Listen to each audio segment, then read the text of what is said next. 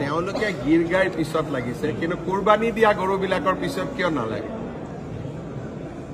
এই যে বকৰীদ বুলি হাজাৰ হাজাৰ গৰু যে অসমত কুৰবানী হৈ গ'ল, গীৰ গাই কেইটাটো জীয়াই আছে, কুৰবানী দিয়া গৰু কেইটাটো মৰি গ'ল।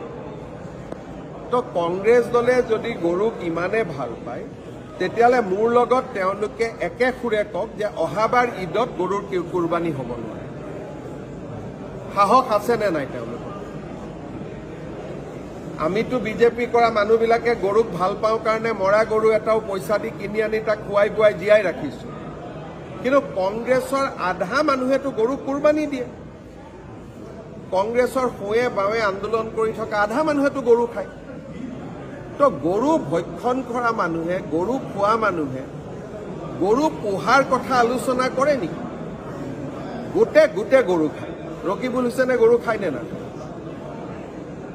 ৰেকিবুদ্দিন আহমেদে গৰু খায় নে নাখায়? জাকিৰ হুছেইন চিকদাৰে গৰু খায় নে নাখায়? তেওঁলোকৰ MLA নুৰুল হুদাই গৰু খায় নে নাখায়? তেওঁলোকৰ বিধায়ক ৰচিদ মণ্ডলে গৰু খায় নে নাখায়? AK ৰচিদে গৰু খায় নে নাখায়? তো গৰু খোৱা মানুহে যোনে এনেকে কাটি কাটি কাটি কাটি গৰুক মাৰে, এনেকে মাৰে, তাক হালাল কৰা বুলি কয়, হয়নে? সেই মানুহে এতিয়া গৰুৰ কাৰণে আন্দোলন কৰে। গতিকে একমুখত কংগ্ৰেছৰ সদস্যসকলে কৈ দিয়ক যে আজিৰ পৰা আমি গৰু নাখাওঁ আৰু গৰু নামানো, আৰু মোক তেওঁলোকে কওক যে অসমত গৰুৰ প্ৰতিপালন হ'ব লাগে।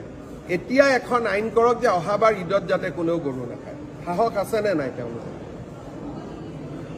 1400 গৰু অকল ধুবুৰী টাউনত মাৰিছে, য'ত ৰকিবুল হুছেইন MP। আৰু গৰু মাৰাই নহয়, গৰুৰ মাংস নামঘৰত থৈছে। আজি গোটেই মানুহক এভিকশ্যন কৰি আছো লখিমপুৰ। গতিকে যি মানুহে গৰুক এনেকে মাৰে, সেই মানুহে এটা প্ৰশ্ন সুধি আছে যে আপুনি বেয়া মৰি যাব খোজা গৰুকেইটা কিনি আনি ঘৰত কিয় জীয়ালে? আৰে এইটো বিজেপিৰ ধৰ্ম। মৰি যাব খোজা গৰুক ঘৰত আনি পুহি ডাঙৰ কৰা, এইটোতো বিজেপি এইটো কাম কৰেই। এইটোতো মই গৌৰৱেৰে কওঁ, যিকেইজনে এইটো কাম কৰিলে তেওঁলোকক মই ধন্যবাদ দিছোঁ যে মৃত্যু হোৱা গৰুকেইটা ঘৰত আনি দানা টানা খুৱাই পেলাই আপোনালোকে প্ৰতিপালন কৰিলে। কিন্তু এই গৰুকেইটাই যদি কংগ্ৰেছে পালেহেঁতেন, সিহঁতিতো কাটি কাটি গৰুকেইটা খাই দিলেহেঁতেন, হয়নে নহয়? গতিকে এনেকে গৰু খোৱা মানুহে এইবিলাক আন্দোলন কৰে নেকি?